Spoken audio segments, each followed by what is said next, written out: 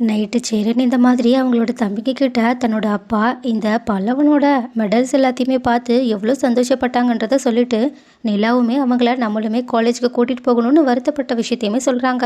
ஆனால் இதை கேட்டுட்டு வழக்கம் போல் 3 பேருமே அந்த ஆளில் அங்கே வந்தால் கண்டிப்பாக பிரச்சனை தான் வரும்னு சொல்லிட்டு நடேசனோட மனசை புரிஞ்சுக்காம அவங்கள ரொம்பவே மோசமாக தான் பேசிக்கிட்டு இருக்காங்க. இதை கேட்டு கேட்டு சேரனுக்கும் பழகிடுச்சு. அதனால அவங்களுமே அப்படியே விட்டுடுறாங்க. ஆனால் சேரனுக்கும் சந்தாவுக்கும் கல்யாணம் ஆக போகிறத சோழன் சொல்லி காட்டி அவங்கள வெக்கம்லாம் பட வச்சுக்கிட்டு இருக்காங்க. இப்படி சேரன் வெக்கப்படுறத பார்த்துட்டு 3 பேரும் அவங்கள கிண்டல்லாம் பண்ணிக்கிட்டு இருக்காங்க. அதே மாதிரி நைட்டு தூங்கும்போது பல்லவனோ சேரான்னு நம்மளை மன்னிச்சிட்டான்னு சொல்லிட்டு அவங்கள கட்டி பிடிச்சு தூங்கிக்கிட்டு இருக்காங்க. இப்படி ஒரு வழியாக 4 பேரும் சந்தோஷமாக தூங்கிக்கிட்டு இருக்க அடுத்த நாள் காலையிலேயே சீக்கிரமாக சோழனை நிலா கூட்டிட்டு பத்திரிக்கை அடிக்கிறதுக்காக அங்கே போய்கிட்டு இருக்காங்க. அதுவும் சேரன் கிட்ட சொன்னால் இதை கேட்க மாட்டாங்கன்றதுக்காக அவங்களுக்கு தெரியாமல் தான் போய்கிட்டு இருக்காங்க. ஆனால் போகும்போது சோழனும் நான் ஒரு முக்கியமான இடத்துக்கு கூட்டிகிட்டு போக போகிறேன்னு சொல்லிட்டு அந்த தாத்தா பாட்டியோட வீட்டுக்கு கூட்டிகிட்டு போகிறாங்க. அங்கே போன நிலாவும் சந்தோஷமாக அவங்கக்கிட்ட பேசிக்கிட்டு இருக்கா. கொஞ்ச நேரத்துலேயே அந்த தாத்தா நான் இப்போ வந்துடுறேன்னு சொல்லிட்டு அவங்க 1,00,000 ரூபாய் பணத்தை எடுத்துகிட்டு வந்து சோழன் கிட்ட கொடுக்குறாங்க. இதை வாங்கினதுக்கப்புறமா நிலாவோட முகமே மாறிடுது. அவங்க ஒரு மாதிரி ஆக்வர்டாகவே நின்றுக்கிட்டு இருக்கா. இதை கவனித்த பாட்டியும் என்ன சோழா நீ பணம் வாங்க வர்றத நிலா கிட்ட சொல்லலையான்னு கேட்குறாங்க. சோழனும் இல்லை சொல்லலை. உடனே பாட்டியும் ஓ அதனால தான் இவளோட முகமே மாறிடுச்சா, இங்கே பாருமா அதெல்லாம் எதுவும் நினைக்காத. சோழன் எங்களுக்கு பையன் மாதிரி. நாங்கள் இதெல்லாம் அவனுக்காக செய்யலைன்னா வேறு யார் செய்வாங்க. உடனே சோழனும் இல்லை நிறைய இடத்துல கேட்டு பார்த்தேன், யாருமே எங்களுக்கு தரல, கிடைக்கவும் இல்லை. அதனால தான் உங்ககிட்ட கேட்கலான்னு கேட்டேன். ஆனால் நான் இதை கண்டிப்பாக திருப்பி கொடுத்துருவேன். கல்யாணம் வேறு திடீர்னு வச்சதுனால என்ன பண்ணுறதுன்னு தெரியல. சிம்பிளாக கோவில் வச்சு பண்ணாலும் கொஞ்சம் ஏதாவது செலவு இருக்கும்ல. அதனால தான் நான் இப்படி கேட்க வேண்டியதாக போயிடுச்சு. எதுவும் தப்பாக நினச்சிக்காதீங்கன்னு அவங்க பணம் கேட்டதுக்கான எக்ஸ்ப்ளனேஷனை கொடுக்க அதுக்கு தாத்தாவும் இதெல்லாம் எங்களுக்கு சொல்லி தான் புரியணுமா என்னென்னு சொல்ல பாட்டியும் நீ முதல்ல எங்ககிட்ட வந்து கேட்டிருக்கணும். எல்லார்கிட்டையும் கேட்டு நீ ஏன் கஷ்டப்படணும். இனிமேல் எதுவாக இருந்தாலும் எங்ககிட்ட தயங்காமல் கேளுன்னு சொல்ல. ஆனால் நிலாவும் சரி நாங்கள் கிளம்புறோன்னு சொல்லிட்டு உடனடியாக அந்த இடத்த விட்டு கிளம்ப தான் பார்க்குறாங்க.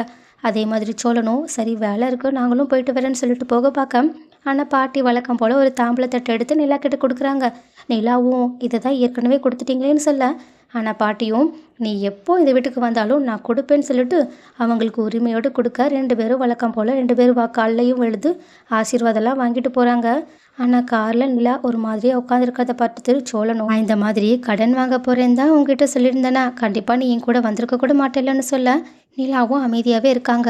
ஆனால் சோழனும் இப்படி ஒரு நிலைமையில நீ இருந்ததே கிடையாதுல்ல, நிலா யார்கிட்டையுமே கடன் வாங்கினதே கிடையாதுல்லன்னு கேட்க நிலாவும் ஆமாம் எல்லாத்தையுமே அப்பா பார்த்துப்பாங்க, எனக்கு அந்த தேவையும் வந்ததே கிடையாது அப்படின்னு சொல்ல.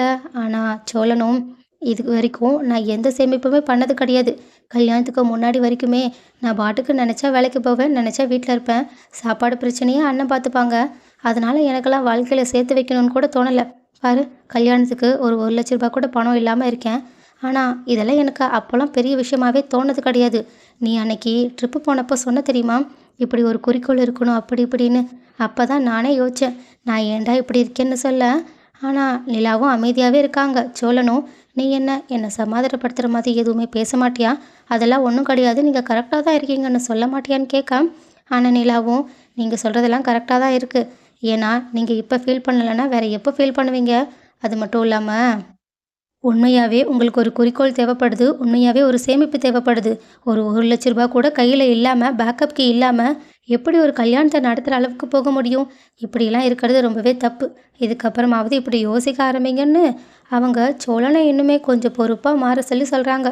இதை கேட்ட சோழனும் நமக்கு சப்போர்ட்டிவாக ஏதாவது சொல்லுவான்னு பார்த்தா மறுபடியுமே திட்டுற மாதிரி பேச ஆரம்பிச்சிட்டான்னு பார்க்குறாங்க. அப்போ நிலாவுக்கு சேரன் கால் பண்ணி அவங்களோட சைட்டுக்கு வர சொல்லி சொல்கிறாங்க. அதனால் 2 பேருமே கிளம்பி அவங்களோட சைட்டுக்கு போக அங்கே சேரனும் இங்கே பாருமா கல்யாணத்துக்காக துணி எடுக்கலாம்னு நினச்சிக்கிட்டு இருக்கேன், ஆனால் பணம் நாங்கள் வாங்கிட்டு வந்திருக்கோன்னே இதில் எடுத்துக்கலான்னு சொல்ல. ஆனால் சேரனும் அதெல்லாம் வேண்டாமா, நான் கொஞ்சம் பணம் சேர்த்து வச்சுருக்கேன், அதை வச்சு நம்ம எல்லாருக்கும் துணி எடுத்துடலாம், அதனால தான் உன்னையும் கூட்டிகிட்டு போனால் கரெக்டாக இருக்கும்னு தோணுச்சுன்னு சொல்ல. உடனே நிலாவும் ரொம்பவே சந்தோஷத்தோட இப்போவே போகலான்னு சொல்லிட்டு அவங்க 4 பேருமே அதாவது சேரன், சந்தா, சோழன், நீலான்னு சொல்லிட்டு 4 பேருமே கடைக்கு போகிறாங்க. அங்கே போயிட்டு சேரனும், முதல்ல உங்கள் எல்லாருக்கும் பிடிச்ச ட்ரெஸ்ஸை நீங்கள் எடுங்க, அப்புறம் நமக்கு பார்த்துக்கலான்னு சொல்ல, அதுக்கப்புறமா நீலா சோழனுக்கு தேவையான ட்ரெஸ் எல்லாத்தையுமே ரொம்பவே உரிமையோடு அவங்களுக்கு வாங்கி கொடுத்துக்கிட்டு இருக்காங்க. அதுவும் இவங்க கப்பலாக இப்படி பண்ணுறத பார்த்துட்டு சேரனுக்கு ரொம்பவே சந்தோஷமாக இருக்குது. அவங்க 2 பேரையுமே பார்த்து ரசிச்சுக்கிட்டு இருக்க சந்தாவோ இந்த மாதிரி தம்பியோட வாழ்க்கை நல்லா இருக்கணும்னு நான் நினைக்கிறேன் சேரனை பெருமையோடு பார்த்துக்கிட்டு இருக்காங்க. ஆனால் இதில் தான் மிகப்பெரிய ட்விஸ்ட்டு. சந்தாவை தேடி வந்தவங்க இன்னும் அந்த ஊரை விட்டு போகலை. அவங்க இன்னும் அங்கேயும் இங்கேயும் சந்தா இருப்பாங்களான்னு தேடிக்கிட்டு தான் இருக்காங்க. அப்படி தேடி வந்த ஒரு ஆள் ஒருத்தங்க சந்தா கடைக்குள்ளே இருக்கிறத பார்த்துட்டு அவங்கள பிடிக்கிறதுக்காக வந்துக்கிட்டு இருக்காங்க. இதை பார்த்துட்டு சந்தாவும் அதிர்ச்சியில் உறைஞ்சி போய் நின்றுக்கிட்டு இருக்காங்க. ஸோ கைஸ், அடுத்து என்ன நடக்க போகுது? சேரனுக்கும் சந்தாவுக்கும் எந்த பிரச்சனையும் இல்லாமல் கல்யாணம் நடக்குமா? அப்படி இல்லைன்னா அவங்க ஊர்லேருந்து வந்த ஆட்கள் சந்தாவை அங்கேருந்து கூட்டிகிட்டு போயிடுவாங்களா? சந்தாவுக்கும் சேரனுக்கும் நல்லபடியாக கல்யாணம் நடந்தால் நல்லா இருக்கும்னு யாரெல்லாம் நினைக்கிறீங்க?